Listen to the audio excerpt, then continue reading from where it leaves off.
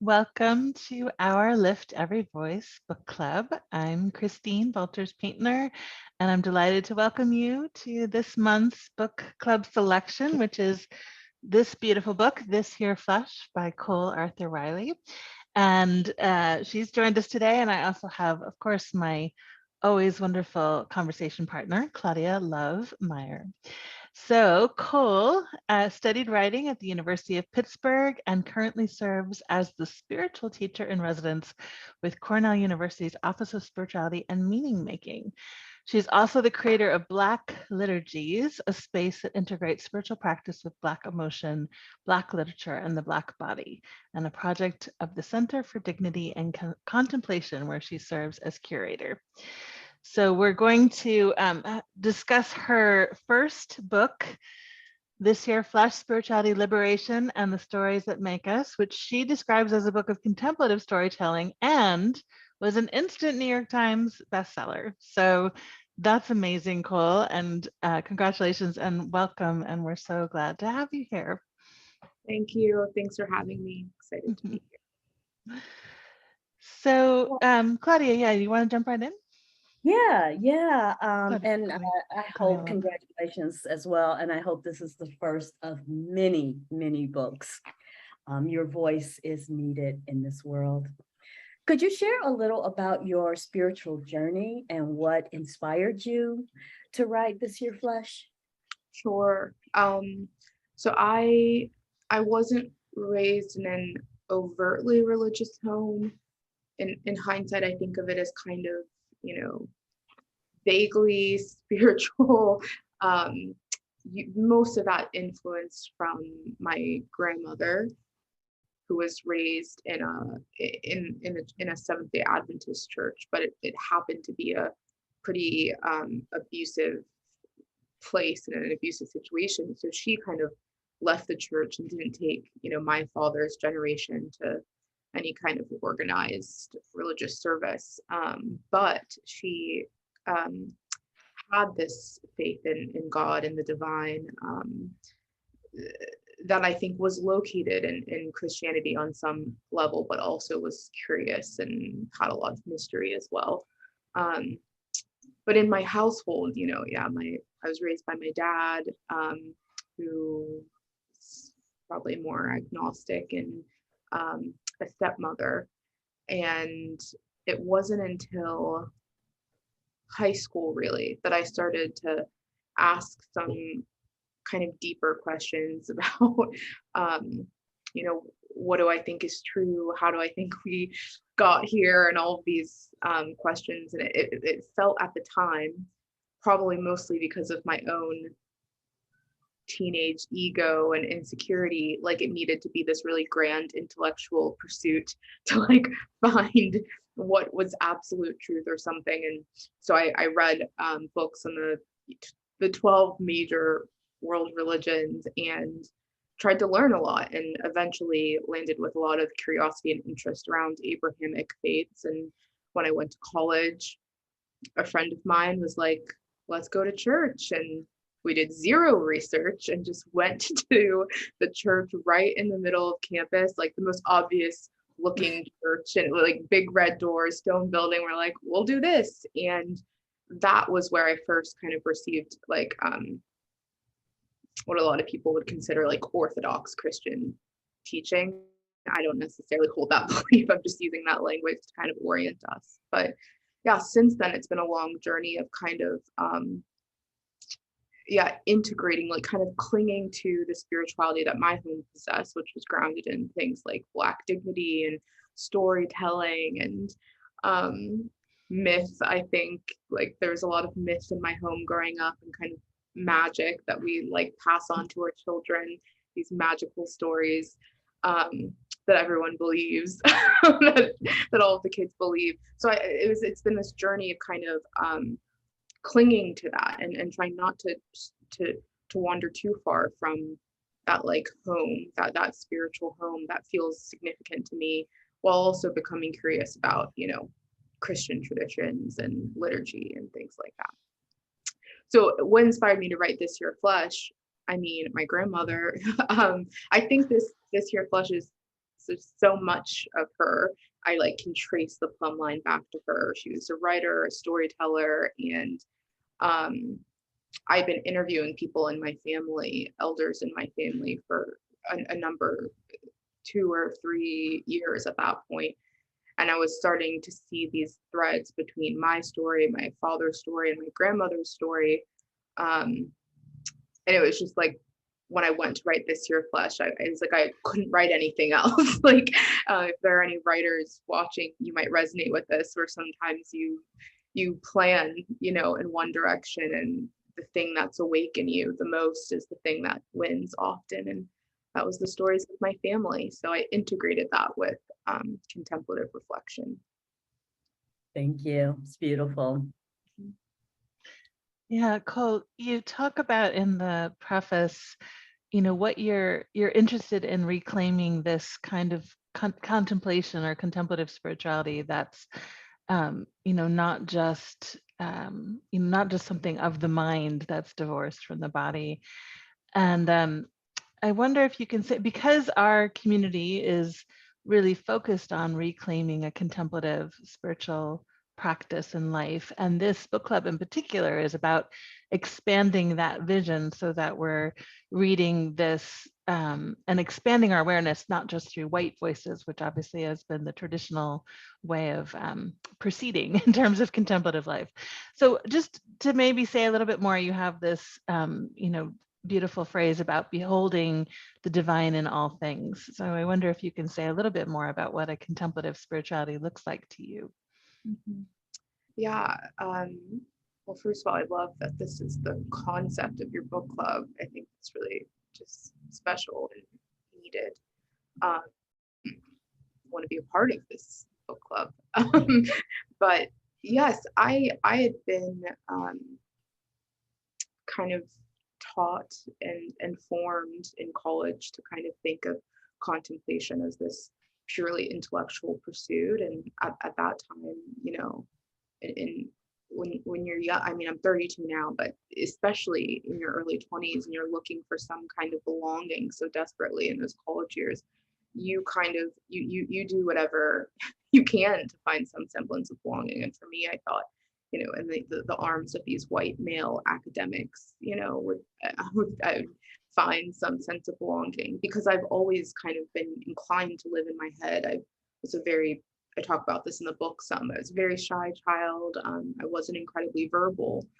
And so what people call the life of the mind, that felt very natural to me. That felt very, very normal to me, almost as this safety zone that I leaned in so far into that I reduced contemplation to purely that, this practice of the mind. And when I went to write this book and started talking to my grandmother and trying to piece together or kind of travel back, that homecoming I'm talking about, like tried to come home to myself a little bit, I started to think, no, what does contemplation, what did that look like for us? What does that really look like in the body and mind of my grandmother? And, Toni Morrison talks about this practice of imagination for the people who came before her, enslaved people, specifically enslaved ancestors, and this practice of imagination for their interior worlds. And I started to practice that and started to think, okay, what would a contemplative life had looked like for my ancestors who were enslaved? A lot of it had to be, a project of the mind, because their bodies weren't given the liberty they deserved. And I don't want to say but, and also the liberation being a freedom in their bodies, a contemplative experience that's not devoid of their bodies, because that's the liberation we needed. That's the liberation we are desperate for, is this autonomy and agency. And so I don't want a contemplative spirituality that is divorced from my body, because what am I carrying on? That what do I have access to that my ancestors didn't in their contemplative life, and that my ancestors would have if you trace their line back to where it should be traced back to, which is pre-enslavement. If you trace back that embodied veneration and spirituality, I wanted to practice that. So to me, when I say contemplation or the contemplative life is this, fidelity to kind of beholding the divine in all things. I mean, that it can contain the mind, but also it contains the physical realm as well. The barn swallows outside the window, or the way that my friend's hair falls on her face, or these very simple mundane moments. Are we able to kind of locate something spiritual in them? Are we maybe not even that's probably not the best language, but are we able to see that that too is a spiritual a spiritual moment, a spiritual interaction, and it's forming us. Yeah, that's so beautiful. And you use the phrase "a sacred attention" in your part of your description, and I love that. Yeah, it's a very you're very much, your writing very much has the heart of a poet, in terms of that. Being able to really pay attention to the moment and let that moment, break open and see the divine, like, flower forth from whatever it is that you're gazing upon. So, yeah. Titus always thinks it's cuddle time when so Titus, but central to your work is the passage from Beloved when baby Suggs is at the clearing, which is one of my all-time favorite passages of literature ever. Could you give us some context for that passage, what's happening, and tell us what it means to you? Yes. We're kindred spirits in that way. So the clearing in Beloved, it's this sacred location. And there's this moment that I quote in This Here Flesh. And actually, the title is drawn from this moment as well, which I'm sure you've noticed. But there's this scene where baby Suggs, she has all her people gathered on the perimeter of this clearing, this kind of safe and sacred and secret place. And they're waiting in the trees on the perimeter, and she's on the rock and silent and having her own moment of contemplation maybe. And she says, who does she call first? Let the children come. And she says, let your mother see you dance, and the kids dance. And she says, let the men come, and let your wives see you laugh, and the men laugh. And she calls the woman to the center, and she says, cry. For the living and the dead, just cry. And the woman, they begin to wail. And she describes this really intergenerational, emotional, embodied moment. And she says, they all get kind of caught up in each other until the women are dancing and the children are crying, and the men are crying and the children are laughing. And there's all of this kind of this beautiful enmeshment happening until they collapse in the grass, tired, and they're resting and panting. And then baby Suggs gives her sermon, this famous sermon that people often quote, and she says, in this here place, flesh that lives, breathes, flesh that dances on bare feet in grass, love it hard. And she goes into this beautiful poetry, I think, about the necessity of honoring yourself and of being aware of your dignity, the beauty of your face, the beauty of your neighbor's face. And that moment, Beloved is my favorite. It's my favorite book of all time. It feels weird to say that because it's such a painful book. It feels inappropriate to put favorite, over it. But you know what I mean? Like I'm looking at my kindred spirit. It's like, there's something in the spirituality of Beloved that was so desperately lacking in my Christian formation in these traditional white dominated Christian spaces. And that is the intergenerational aspect, the embodiment, the mystery. And actually Morrison, she writes that baby Suggs doesn't tell them to go and sin no more. This Yeah. classic gospel message that everyone reduces gospel to. That's not baby Suggs' gospel. It's this her gospel that she sensed the people needed was situated within dignity first instead of depravity first. And I think that is a radical kind of reclamation around spirituality and liberation of itself. So when I think about what kind of spiritual life I want to possess, it's the clearing. I want the spirituality of the clearing, the emotion, the embodiment, and the intergenerational connection. Yes, I'm gonna really quickly read.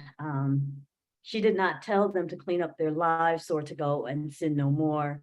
She did not tell them they were the blessed of the earth, its inheriting meek or its glory bound pure. She told them that the only grace they could have was the grace they could imagine, that if they could not see it, they would not have it. So good. So good. Sadly though, Cole, this is where we came from. We went from our own spiritual traditions, our own vibrant spiritual traditions in Africa, to being captive in a strange land and unable to have the full expression of our spirituality, and sneaking off to the clearing and trying to tap back into our dignity and who we are. But it's getting lost now. People like you are saying, hey, no, let's not lose this. This is vital to who we are. We are different from Africans who have never left Africa. We are also different from Americans in that we are the only people who had the experience of chattel slavery.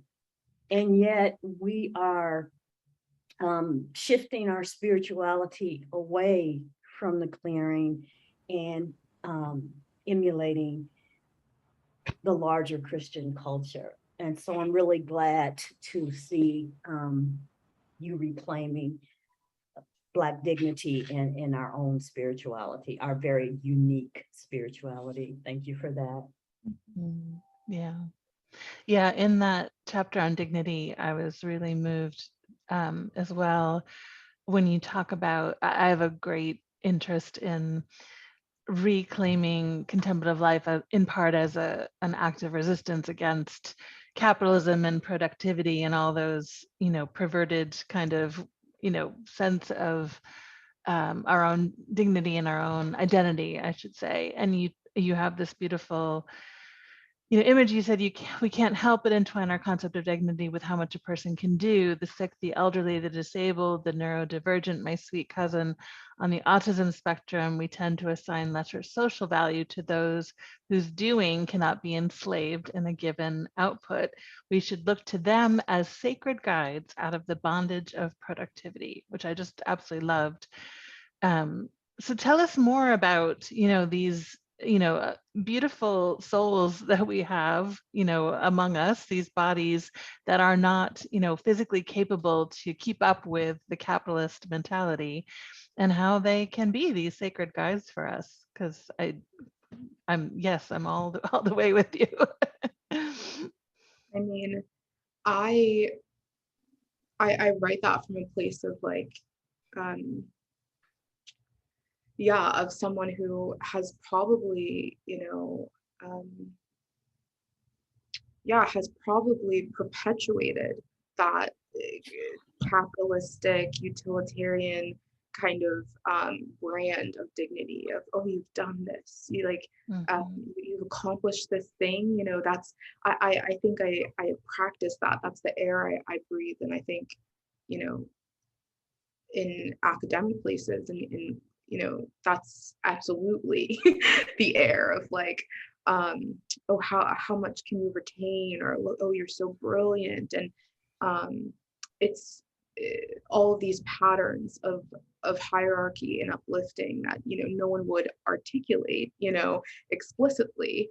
But I was going to conferences, these faith and work conferences, which, there's nothing wrong with saying that God exists in your work. I have a chapter of that in the book, and I think it's a meaningful thing to think about. I was going to these conferences where it felt like it was completely reduced. Spirituality was completely reduced to that of faith inside your work. These conferences with college students saying, where's the divine in your calling? These vocational conferences, as if like choosing to be an engineer versus a nurse was, the epitome of spiritual discernment. And I feel like I can criticize it so heavily because I participated in it, and I have so much, regret for how much of my life I gave to those spaces. And when I was 26, I became really sick. And I am almost embarrassed to admit that it took that for me to be in proximity to people, to the disabled community, to people who, when I say I became sick, I was essentially in bed for a year where, I would go have any necessary meeting that day and then go back to bed. My husband was feeding me. It was this time of so much bodily uncertainty and bodily disconnect and aching. And it was when I first found myself really in intimacy and proximity to the disabled community and the chronically ill community, and was learning from them and undoing so much of what my own impressions of my dignity were. I have issues with my eyes that make me a lot more prone to go blind. In brief, I'll say it that way. And I had to say, I'm not scared of going blind.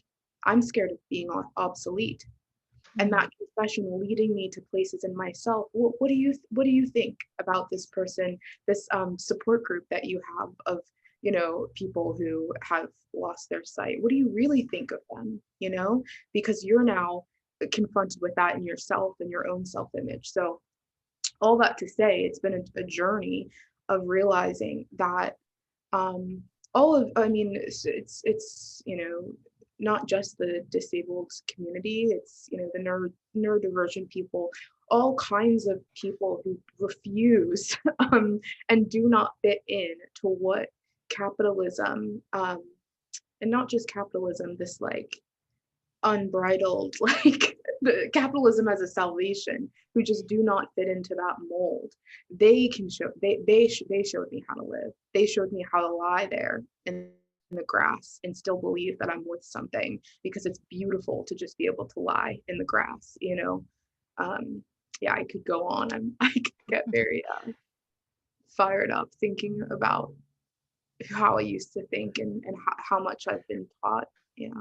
Yeah, well, it's so seductive, especially when you have any capacity whatsoever to then channel that into, that kind of affirmation that you usually get, that, the sort of positive feedback loop of, is even when you're like Claudia Love and I both have, autoimmune illness. We both suffer from migraines, and, for me, it's been the last 30 years. So we're both pretty familiar with that landscape. And I know even living in that place, like there are times when I still, get drawn back into that mentality very easily, especially when I am feeling a bit better, then it's like, oh, how much can I get done?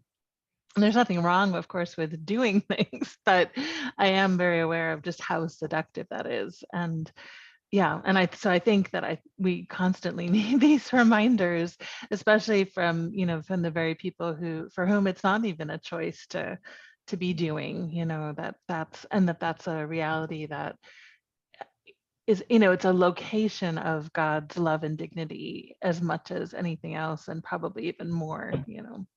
Yeah, thank you.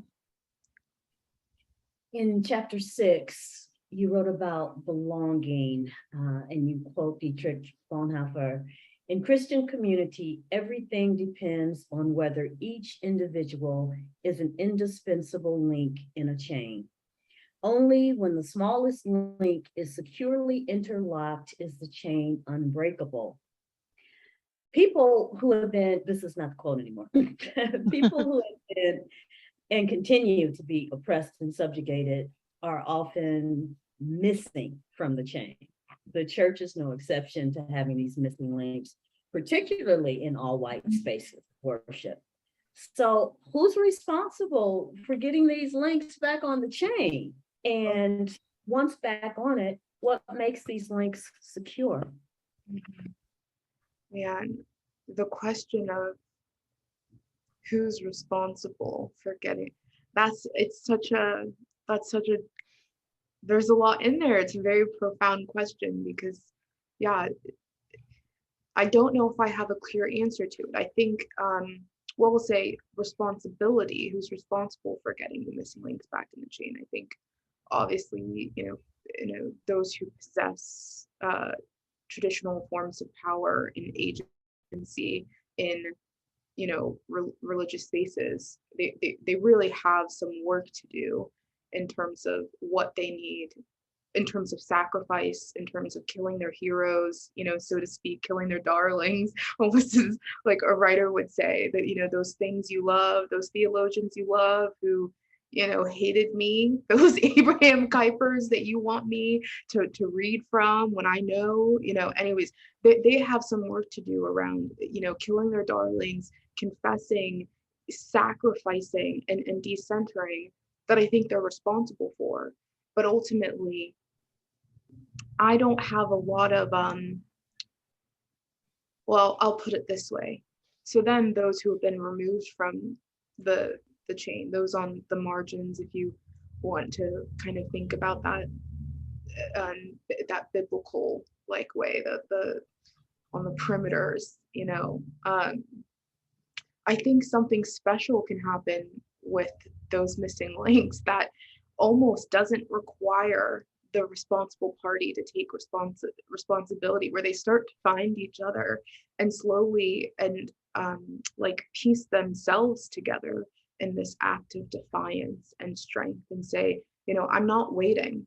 I'm not going to wait here as this solitary link for you to figure out why. I'm not waiting to belong to your space and to slowly integrate, because then you have to take one chain at a time, and you're still in this dominated space, and oh, I'm coming to you, and thank you for having me, as opposed to they start coming together. And then I think what happens is these people, this chain that refused these very necessary links, are going to slowly have to start to break off from what they think is the most significant thread, what they think is the most significant chain, and find their way in, find a way to integrate into spaces that are truly healing and truly inclusive. Yeah, I guess that you could view that as a pessimistic view, but I think, I'm a realist in that I haven't seen many spaces be willing to give up the power and disconnect long enough to find something truer and more beautiful. Like, I just haven't seen many spaces willing to do that. So to me, I kind of think, what are those disparate chains? What are those disparate links doing for themselves that there was little hope for in the greater chain, if that makes sense? I love that. It kind of rejects a narrative of helplessness. I love that. Yeah, definitely. I want to kind of continue that thread of belonging, but look at what you write about in terms of place, because place obviously plays an important role throughout the book, because you write a lot about your relationship, particularly to the place where you live, and just what you see around your home. And I love the insight about God making a home before God makes a thing. Not the fish first, but the sea, not the bird first, but the sky, not the human first, but the garden. I had never thought of it quite that way. And I absolutely loved that insight. So can you say more about how place forms us? And then also later in the book, you talk about this grief of being dislocated from the place of your ancestors. So kind of both that, the belonging to place and the lack of belonging to place, and just how maybe you hold those together. Mm-hmm. Yeah, definitely. Yeah, place is a chapter in the book that almost didn't exist, and then I just found myself unable, like it was, there's such a chasm where I feel like thoughts on place should go that were just implied throughout the book. But I think for me, I say this in the book, I think of like place being the one thing that always is, you know, like I've been without people, but you know, you're always located somewhere. You can't, we're not just, you know, heads floating floating around. And but because of, you know, the progression of humanity, it's, you know, we're and maybe survival, I don't know, to give us some understanding, some compassion, there is a increasing kind of self-centered and anthropomorphic, I think is the word, where everything becomes about humanity. You know, humans are the most important. It's very important for us to say that over and over again. You know, we're the crowning Christians. I mean, it's like we're the crown in creation. You know, we love that.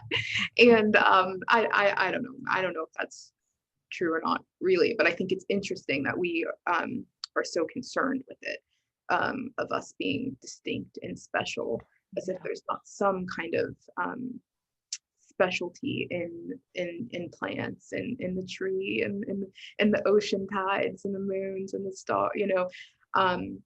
And so I've tried, you know, my best to be a person who cares deeply for the place I'm located, both to be a good steward of it, but also to understand that it's a steward of me. You know, it's protecting me, it's offering me nutrients. There's connection and those moments. I mean, you talk about, you know, I talked about lying in the grass and just lying there, and you start to hear all these different aspects of nature come to life that don't require you, you know, in the grand in the grand timeline of the universe. You know, humans make up such a small part of it right now. You know, we're like minuscule. Our existence is minuscule in the, you know, on the timeline, and yet I spend so much of my days thinking we're front and center. You know, and when people say we're you know, we're destroying the earth, well, yeah, but like the earth is going to survive. We aren't. Humans survive, you know. But we think, anyways. And I think there's something kind of, yeah, defiant and that we can laugh at in that. There's so much resurrection in the earth, in our locations often, and also, you know, in these in our communities and these places that we don't even want to have formed us. Sometimes we're like, I don't want to believe I'm formed in this place, until you go home and you realize that there are things in yourself, you know, those old things that started long before you, that, you know, have everything to do with the environment that you were a part of. So I think it's important on many levels, like the natural, but also these structures and these communities that we've made for ourselves, this awareness to place being no small part of our formation and hopefully our Christian formation. You're muted, Christine. I know, sorry. We have an arts festival going on outside the window, and it's a little too warm to close the window. So if you hear this music turning in, it's just, think of the thousands of people who are out there celebrating the creative arts, which is great in and of itself. Yeah, no, thank you for that. I have a special love of kind of honoring Earth. Actually, one of the books I wrote is Earth is our original monastery, and that idea that everything that we learn, so I talk about Earth as our original cathedral, as the original saints, as the original spiritual directors, the original sacraments. And so this idea that everything we do in church, we actually learned from Earth herself or itself, or however you want it, whatever pronoun Earth wants. But that, you know, that sense that we emerge into this space, and, you know, everything we do around liturgy, and, you know, we learn from the rising and falling of the setting of the sun, and, you know, from the create, there's this wonderful, I live in Ireland for the last 10 years, and there's this wonderful kind of ancient tradition of the monks would have these like deep kinship with animals. And so there's these wonderful stories about, these animals being their teachers and their wisdom guides. And, it's such a wonderful sense of, the place being alive and vibrant and kind of forming us. So thank you for that. That's beautiful. Let's talk about wonder. We just had Makoto Fujimura on our book club. He's the last person we interviewed, and oh my God, we loved him so much. Well, we love everybody so much, but it was so good. And you quote him as saying, the most courageous thing we can do as a people is to behold. Christine also has a question from that chapter for you. So tell me the quote, the most courageous thing we can do as a people is to behold. What does that mean to you? And then Christine will have some questions about that for you as well. Yes. I've learned so much from Mako Fujimura. So much. And his understanding of art and the role of the artist in salvation and liberation and in our connection to the divine completely transformed my life. And he said that quote in this video that I watched of him and rewatch often. The most courageous thing we can do as a people is to behold. And I think it's increasingly true. I heard that quote, maybe 10 years ago, I think. And I think it's increasingly true because there's so much of, and I don't want to blame social media, I think, but the truth is, the developments in our technologies have made it that we have, we have access to the terrors of the world with more urgency, with just more, everything's more speed. It's like we have access to details, to images, to videos in a way that, I mean, you think about teenagers and kids nowadays, like I didn't know what was happening in Myanmar when I was in high school. Now some of that is really unfortunate and the centering of the United States, but some of that is really protective. It's a lot to be confronted with all of that at once and confronted in a way that you just scroll past. You scroll and you might feel this pang, this something stirring you, and then you keep scrolling and you see something about Kim Kardashian and Kanye West, and then you scroll and you see a tragedy and kids have been shot. And then you scroll and then you see some advertisement, and it's this form of knowing that is very quick and very dismissive, and I'm not blaming anyone for participating in this. It's high level technology. They've spent a lot of money to try to make this as addictive and seductive as possible. And so you scroll and you're learning this form of beholding, whether it's beautiful or whether it's tragedy.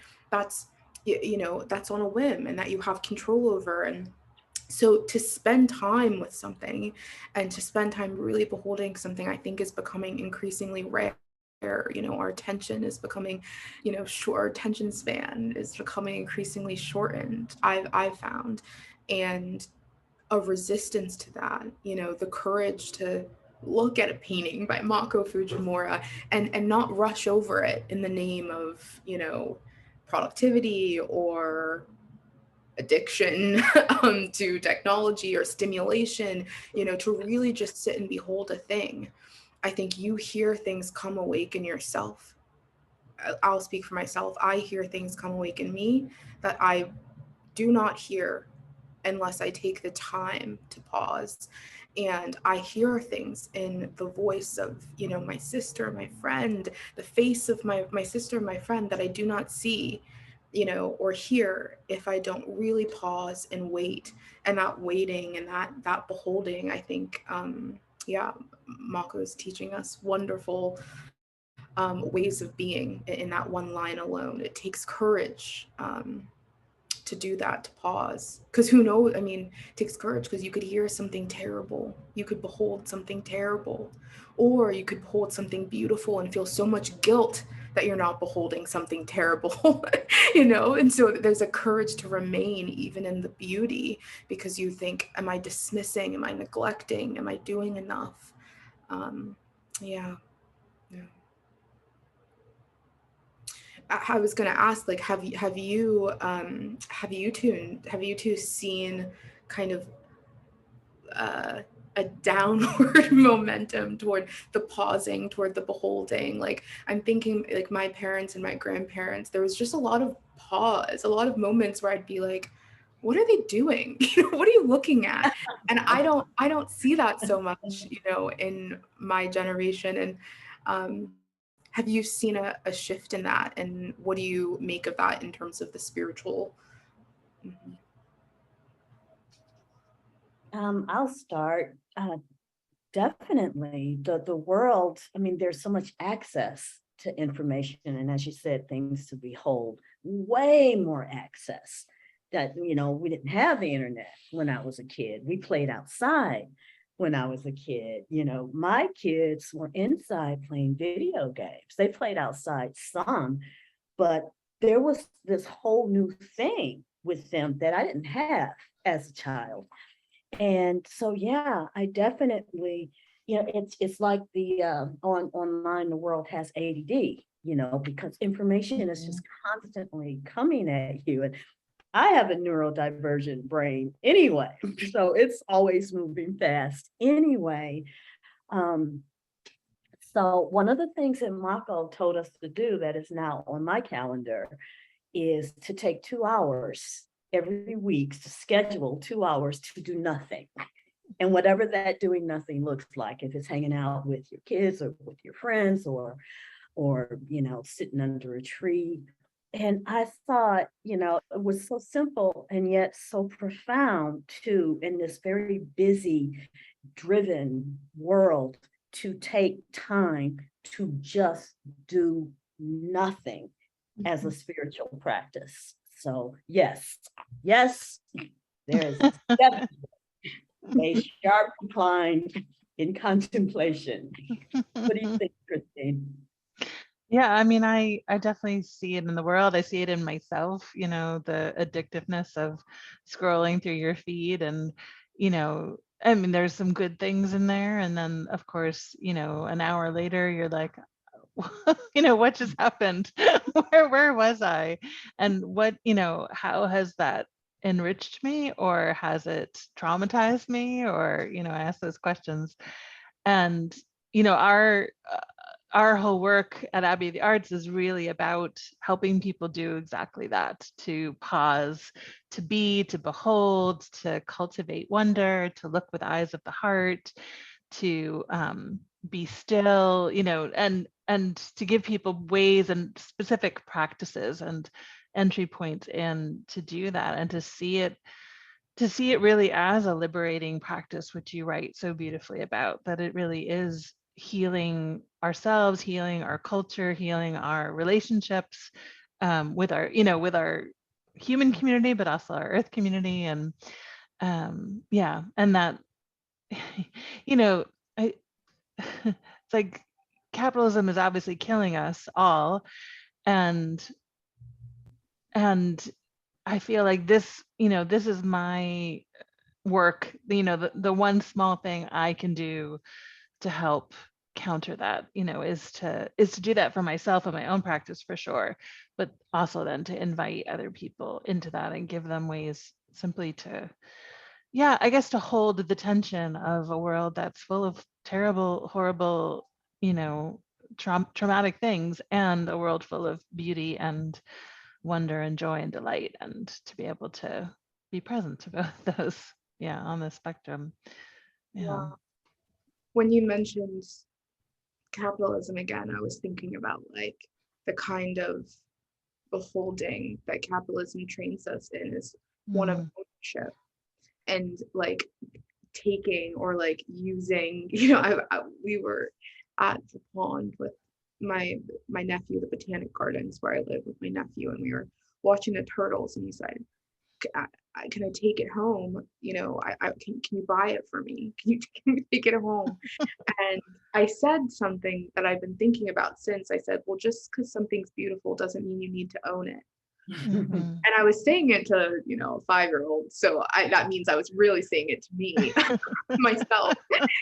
He's like, what are you talking about? But in my mind, that temptation in us is like, you see something beautiful, and then we immediately draw ourselves to the center of the picture and think, what can I do? What agency can I have over this thing? Can I have it? Can I take it? Or and beholding, I think good beholding means you're capable of truly just beholding, not for what it can do for you or how it, makes you feel even, or for how you're going to use it or pick it up or pluck it. But truly to just, I think it could be a really beautiful practice of decentering in a way. Yeah, yeah. I often use the image of kind of the grasping, that so much of our culture is about grasping and seizing and, owning and all of that. And like contemplative practice is about holding our hand open and letting it land and letting it fly off. You know what I mean? Like we don't have to hold on to it. We can simply be with it in that moment. So that's really beautiful. I want to get you to read a little bit from your book because there's so much beautiful prose in here. And I wonder if you could read from the chapter in Lament on page 98, that where it starts, I am most disillusioned. And just I want you to go to the middle of 99. I don't know if that's too long, but that whole section is so such a gorgeous You won't believe exploration. I actually don't have my own book in front of me. Do you want me to read it, or maybe Claudia Love can read it? Well, either of you are welcome. Yeah. I don't have the physical book. I have it on my. Okay. Well, then I'll read it. I wanted to in the audio book. All right. I'll read the section, and I just thought it was really beautiful. So this is in your chapter on lament. I'm most disillusioned with the Christian faith when in the presence of a Christian who refuses to name the traumas of this world. I'm suspicious of anyone who can observe colonization, genocide, and decay in the world and not be stirred to lament in some way. For all the goodness of God, my ancestors were still abducted from their homes, raped and enslaved. I will not be rushed out of my sorrow for it. And we can delight that God made the garden with all those trees of fruit to feast on. But the earth is ailing and eroding from overconsumption and neglect. I shouldn't need to recite a litany of wounds and injustices and decay in order to justify my sadness. In lament, our task is never to convince someone of the brokenness of this world. It is to convince them of the world's worth in the first place. True lament is not born from that trite sentiment that the world is bad, but rather from a deep conviction that it is worthy of goodness. I'm gonna stop there because I don't want to take up too much time with my voice. But that you talk about lament being this form of hope, and I just want to hear more. You say more about that because I think it's a message that particularly church communities really need to hear. I think lament can be so scary for so many people, or threatening to some people, but because it seems like this antagonist toward God, what are you saying about God? Or what are you saying about me? What are you saying about my ancestors, or my grandfather? And it's you can hear the sadness, the practice of sadness in another person as this threat toward your own self-identity, or the identity of people you love, or the identity of God. And what I'm trying to explain is, I think, if you don't have any expectation for goodness and beauty in the world, when you encounter something, terrible and tragic, it's not going to stir you in the same way because you had no expectation for anything different. And so I'm trying to kind of locate for myself and others who struggle with this reality that sadness, that lament, and eventually that practice of lament, that is originating at the site of your belief that the world should be good and beautiful. If we didn't believe that, you hear about I don't want to go too off topic here, but early childhood trauma.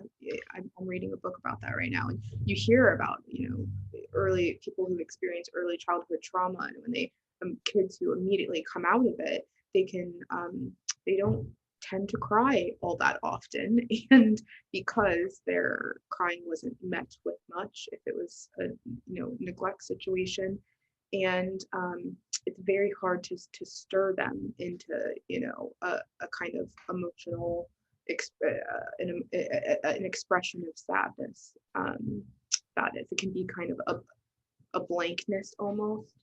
And I'm not a professional by any means. I've read 3 books, so I'll disclaim with that.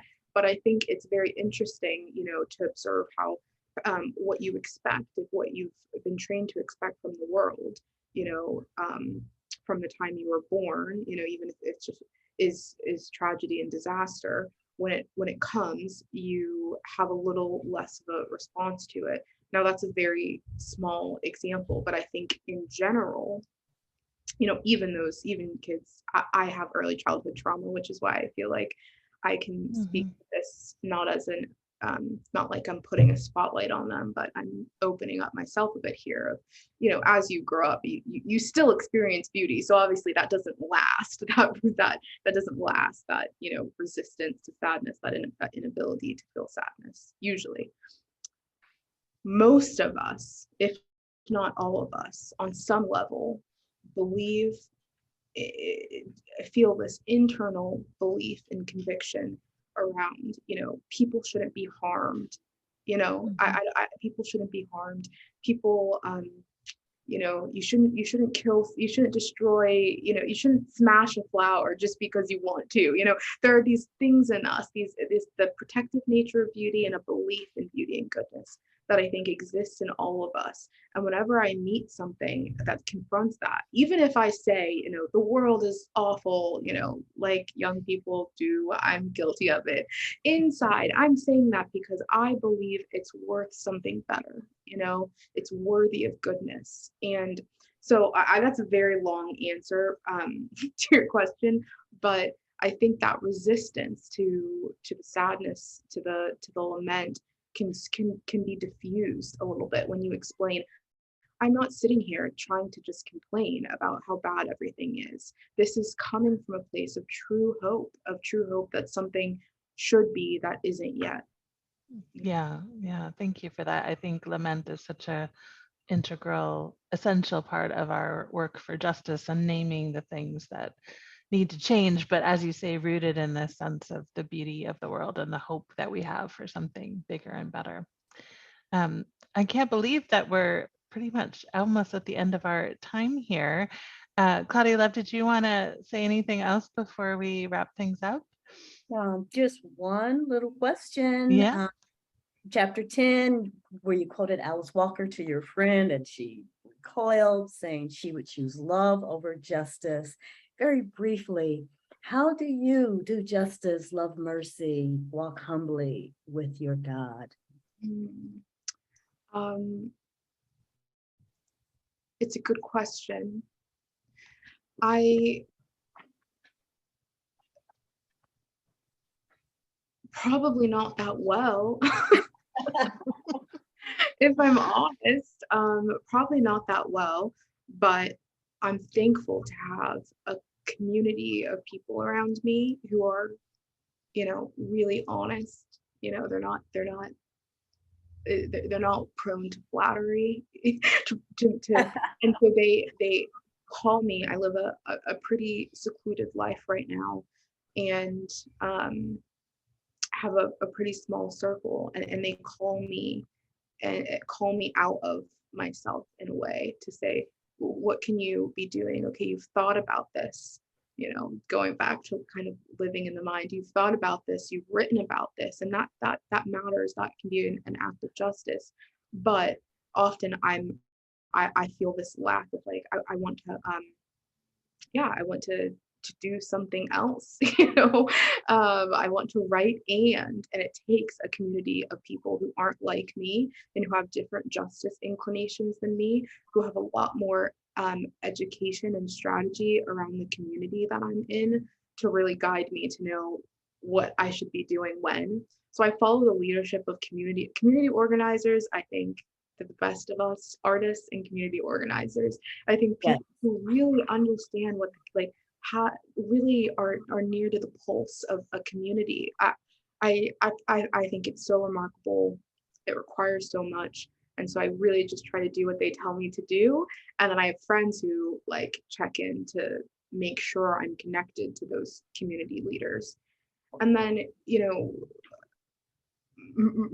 mercy and humility. I think, again, it's the life of the community that I'm in. It's not really, and I'm not being like falsely modest here or anything. Like, I truly don't know if I would be able to like cultivate that in myself without people around me that I have such an admiration for, who demonstrate humility and forgiveness and compassion, and who are so honest, and so we're so honest with each other, but at the same time there's this culture of forgiveness and compassion that I think leads to self-compassion and is forming me. All that to say, so, yes. That's one. I mean, that's all of us, really. And I like that you focus on have a community to guide you. So you've been delightful. Thank you. Yeah, thank you, Cole. This book, This Here Flesh, Spirituality, Liberation, and the Stories That Make Us, is a must read. And thank you so much for spending time with us. I feel like I could ask you loads more questions, so I'm going to have to just rest in that possibility for perhaps another time down the road. And yeah, just wishing you so much, blessings on this book and any future work that you're working on. Thank you for being with us, Cole. It's a real privilege. Thanks for having me.